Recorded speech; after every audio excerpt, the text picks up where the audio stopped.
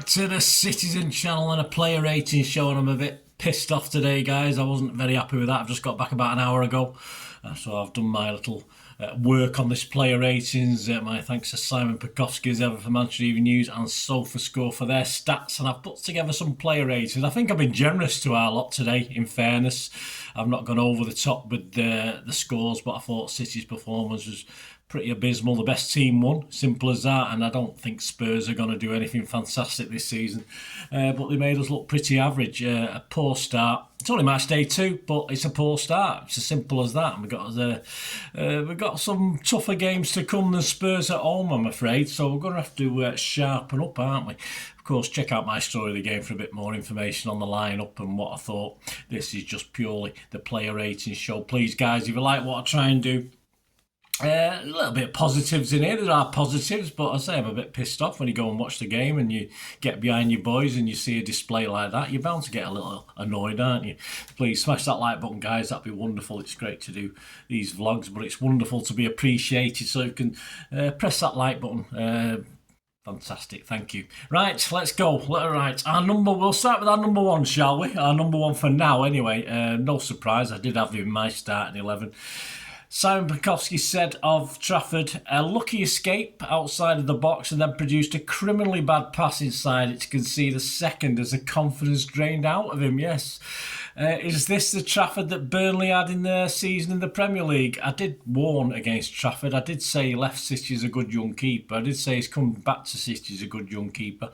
A lot of pressure. I was a bit worried. If you watch my vlogs, guys, and watch stuff on Bolt from the Blue, I was a little bit worried about Trafford.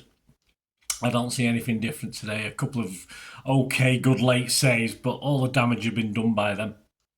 We've got to do something. Either if Edison's head screwed on, he needs to be back in, or we need to do something. I don't think if Trafford's our number one for the season, I'm sorry, we're not winning anything. We might scrape a League Cup, something like that. Who knows? But I don't think Trafford's just ready yet. But first game at the Etihad, he didn't look nervous. He looked okay. As I say, it's just shocking. He wasn't great passing it out last week, was he, against Wolves? So bound to happen. We're going to play, I did say last week, we're going to play better teams than Wolves on the press, and obviously there's a lot more to come. We'll see how it goes at Brighton next week if he starts, but on this basis, who knows? It could be Donnarumma, could be Edison, who knows? Anyway, let's have a look at his SofaScore stats. Goals prevented minus 0.15. I think that's fair enough. He had 2 successful run-outs out of 3. He made 3 saves inside the box. He led error leading to goals made 1. Yes, 49 touches, 24 out of 35 passes were accurate, 69%. Not fantastic. Long balls 5 out of 14. That's what you're going to get with young Trafford. Clearances 3, tackles 2, and he won 3 ground duels. Well done. Just pick it up, guy. Pick it up. Yeah. Score-wise, yeah, Simon gave him a 4. I give him a 4 as well. I was tempted to give him a 5, but I've looked back and I've just had a quick brief look at the highlights. I'm on a 4 as well for Trafford. Sort of after the glory of last week, not too glorious this week, unfortunately. On to Rico Lewis. Couldn't get back in time to stop the first goal, said Simon, and struggled to link up with Bob as he had done last week. He's got a 5 from Simon. Expects a little bit more defensive this week, and we know that's not his best role. Not his best going up top either today. Not a lot of good link-up play. Struggled in a team that generally struggled anyway. So I was giving him a 5. I'd give him a 5 as well. Nothing special from Lewis today. 2 clearances, 1 block shot. My thanks to SofaScore, of course. Interceptions 1, 2 total tackles, dribble pass once. He just won 2 out of 7 ground duels. He didn't win his only aerial duel. Lost possession 12 times, which for his position isn't great. 1 foul, 77 touches with an 86% accuracy, 42 out of 49. 1 key pass, 2 long balls were accurate out of 4. Shots off target 1. Yeah, Rico Lewis, not great today. But I think we're going to say that. I think it's going to be like a stuck record, I think, with some of these players. But a guy who I thought was all right, apart from his slip. Stones, yes, Simon said the best of a mediocre bunch. I agree. Looking the least flustered on the ball and able to push up to help the team. He's given him a 6. He did. I watched it back, obviously, at the game. I didn't really get a good, clear view of that one, but he did slip for the first goal. But we were caught too square anyway. Not the first time against Spurs over the years, is it? Otherwise, I thought he was possibly our best player, which just shows how shockingly bad we were. I give him a 6 as well. I don't think I want to give him less than a 6. He made 7 clearances, 1 interception. He won 3 out of 4 aerial duels. He lost possession 10 times, which isn't great, actually. That's pretty poor. Yeah, that is poor. But 90 touches, so he had a lot of touches. 91% accuracy, 70 out of 77. He had 2 crosses, neither were accurate. He just played one successful long ball out of 4. So I'll stick with my 6, but as I say, that lost possession didn't look good, did it? But yeah, I still stand by the fact that he was probably my best player today, which is shocking, isn't it, as I said. Diaz, Simon said, did not get the better of his grapples with Richarlison. God, we hate Richarlison, don't we? And was unusually wasteful on the ball. He's given him a 5, yeah. Not as usual today. I didn't notice him too much at all. I'd give him a 5 as well, Ruben. He's just signed his new contract. Perhaps he had a few beers to celebrate. I don't know, but not his greatest. 4 clearances, 1 interception, two total tackles. He won 2 out of 3 ground duels. He won 2 out of 4 aerial duels, which is okay for him. He lost possession just 6 times, 73 touches with 92% pass accuracy, and 2 long balls accurate out of 4. So on the basis of that, it wasn't that bad, was it? But I'll stick with the score I first came up with. At Nori, well, nothing from me, because of course no point in marking him for the 20 or so minutes he was on. Simon says City looked relatively stable while he was on the pitch before he went off injured. He gave him a 6. I'm not going to score him. I only score players that have been on 30 minutes at least. He was dribbled past once. Lost both his ground duels. He lost possession once. He had 11 touches with a 100% pass accuracy. That's okay. 7 out of 7. So, yeah, but I can't really say too much about Anno. Let's just hope it's not too bad. But knowing our luck with left backs, he'll be out for half a season now. Fingers crossed he isn't.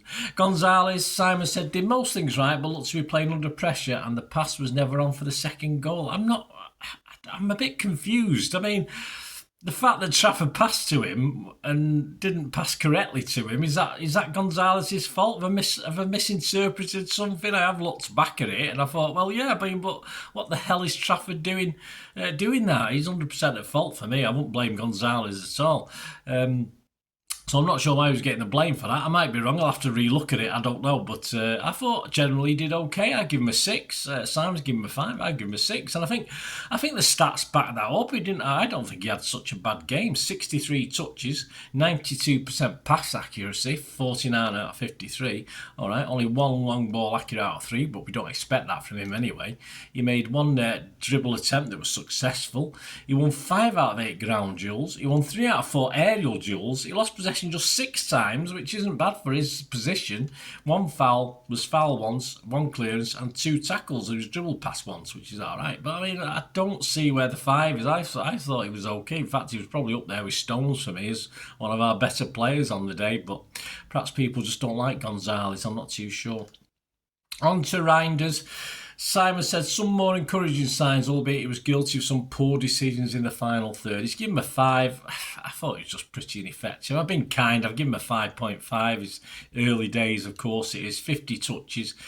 Pass accuracy 25 out of 27, so not bad, 93%. 2 key passes. He made 1 accurate cross out of 1. 1 accurate long ball out of 1. He just successful dribble attempt, just 1 out of 4. He won 8 out of 14 ground duels. Lost possession 10 times.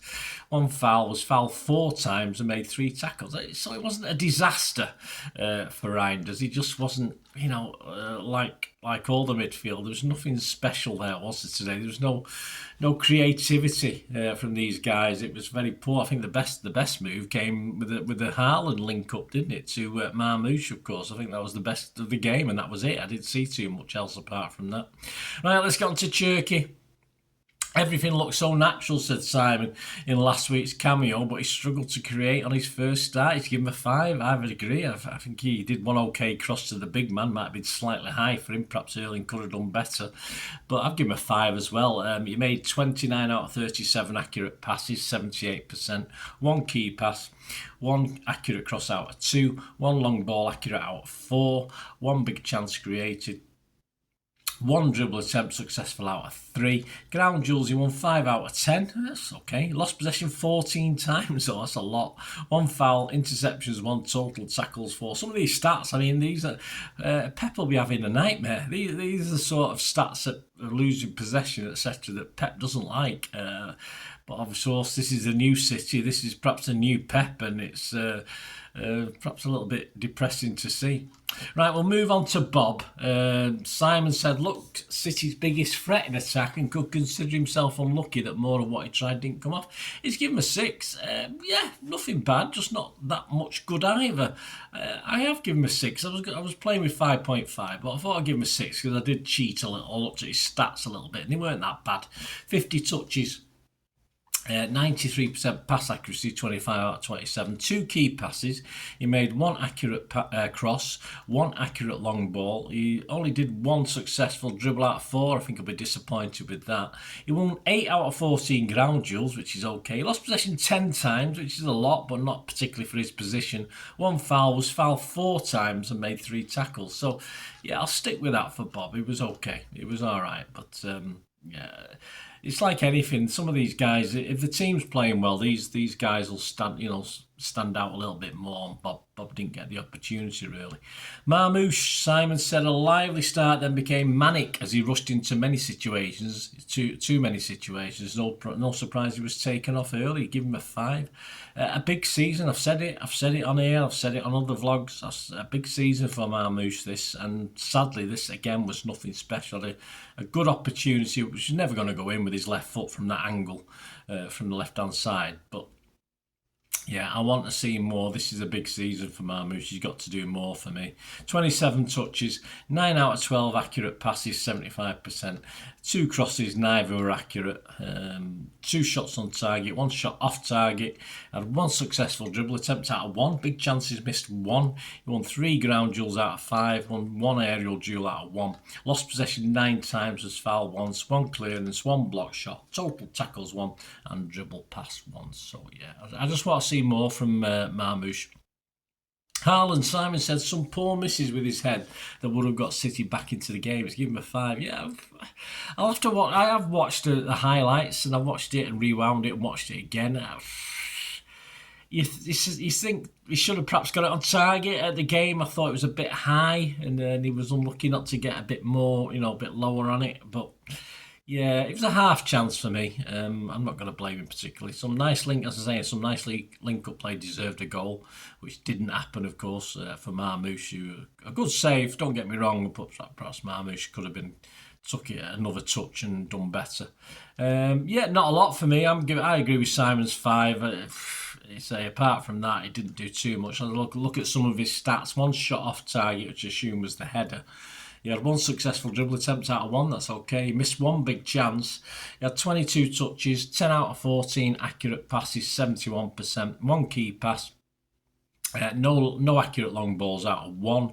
He created 1 big chance. He won 1 out of 3 ground duels, 1 out of 1 aerial duels. He lost possession 8 times.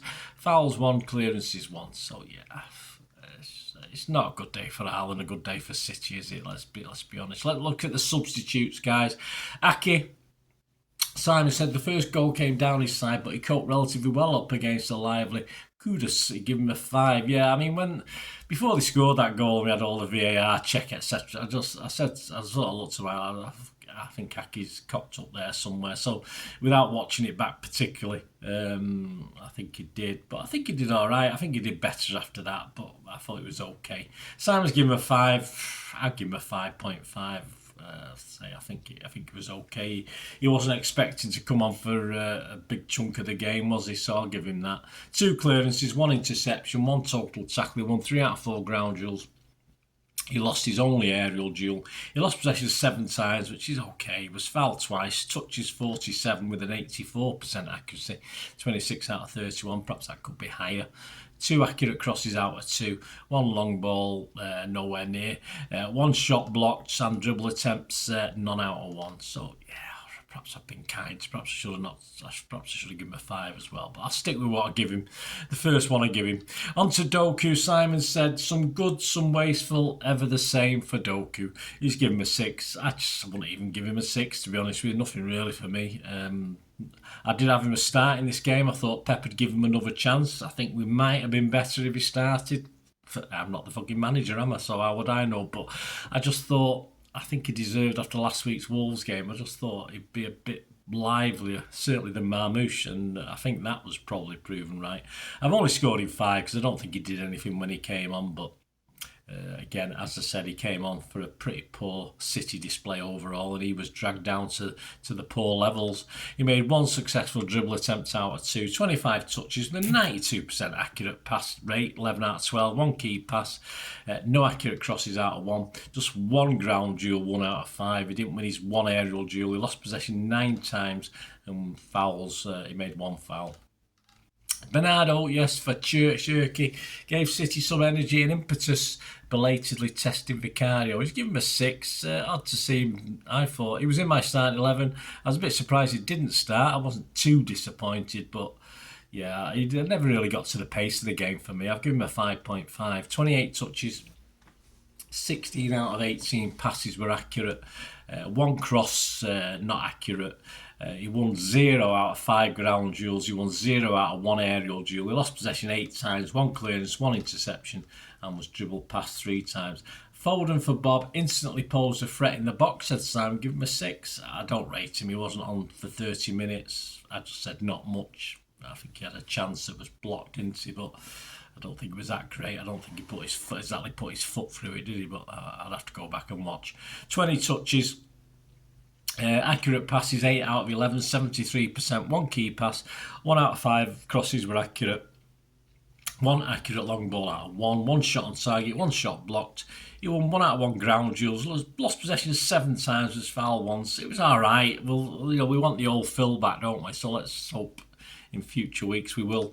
And finally, yes, Rodri, surprised, as I said, he put for Gonzalez, who I thought had an okay game. Gonzalez, don't get me wrong. Assume control of the midfield and a firm header from a corner, said Simon. Yeah, firm header straight to the goalkeeper. But hey, there you go.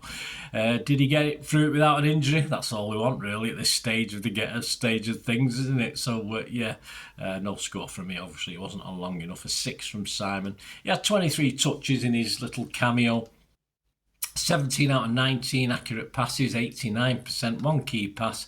He made 3 accurate long balls out of 3, 1 shot on target. He had 1 successful dribble attempt out of 1, and he won 3 out of 4 ground duels. He won 1 aerial duel out of 1, lost possession twice. Fouls, he made 1, and he was fouled once. And total tackles 1, drilled and errors leading to a shot 1. I don't remember that. Must have had an error lead. Was that the double save? I'm not too sure.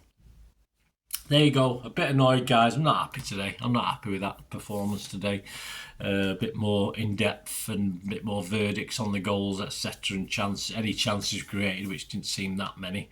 I'll be doing my story of the game. Of course, that will be out. I'm doing this on Saturday, the 23rd of August. The story of the game will be, and my man of the matches and the media's man of the matches and all the headlines, etc. will be out on Sunday the 24th of August, so please watch that. My match day 3 special that I'm doing all season as much as I can. Obviously I've got a few other things to do, so sometimes I might miss the odd game. So match day 3 looks at a Brighton versus City game. Yes, there's no corresponding match day 3 of Brighton versus City at their place. So I'm looking at a City versus Brighton. I'm cheating a bit, so I'm going back to a main road meeting in 1979. So match day 3 in 1979 for that. That should be out on Tuesday or Wednesday? Tuesday, the match day 3. And on Wednesday, because the game against Brighton is on Sunday, my preview, of course, for that Brighton game. So that'll be out on Wednesday as we look forward to match day 3 and a tough trip. If we can get a win there, I'll be far happier. But based on what I saw today, it could be a bit of a struggle, but we'll see. Anyway, join me for my story of the game tomorrow as well, guys, as I'm recording this. Thanks for watching. Please, if you do like the content, please, any support you can give me is always wonderfully accepted and very gratefully accepted. Of course, I do have the film and TV channel, and if you want to contact me through my socials, there are various ways of doing that. And as ever, if you just stay with me for another 90 seconds or so, you can find out ways of supporting this channel or getting in touch. Yeah, just stay tuned. Thanks, guys. Thanks for that, guys. Hope you enjoyed the feature anyway. And please, if you can, give us a thumbs up, give us a like. That'd be wonderful. And if you're not already a subscriber, it'd be great if you could subscribe. It's absolutely free. Also, check out all my social media links. Will be in the description and comments below. If you want to follow me on TikTok, Instagram, X, Facebook, we can chat on there and do all things City, of course. Also, if you're into film and TV, don't forget a lot of this channel is film and TV stuff. I love me film and TV like I do City. So if you're into that, have a look. Or even though someone who might not be that bothered about the football but likes film and TV, give them a kick in my direction. I'll be very grateful. And special thanks as ever to supporters of the channel. Piat6505. They've got a little eBay shop selling film and TV memorabilia mainly, including books, magazines, posters, lots of posters, and they do have some City stuff as well that they've purloined off me over time, so there'll be a few bits and pieces, probably more going on as well. So have a look at Piat6505 on eBay. And yes, if you do go onto eBay, and if you're a member, we do have memberships, 99p a month. You get early access to all my vlogs, so as soon as I do them, you get them. Sometimes it could be months before they're published generally, so a lot of the history stuff, so you have access. The membership gives you access to that. It gives you 10% extra off at Piat6505 if you want to buy any of that memorabilia. That's all that you can actually gain that from being a member. And support the channel. That's a great way of supporting the channel, of course, like watching the ads on the original thing that you've seen now, my original feature. That'd be fantastic.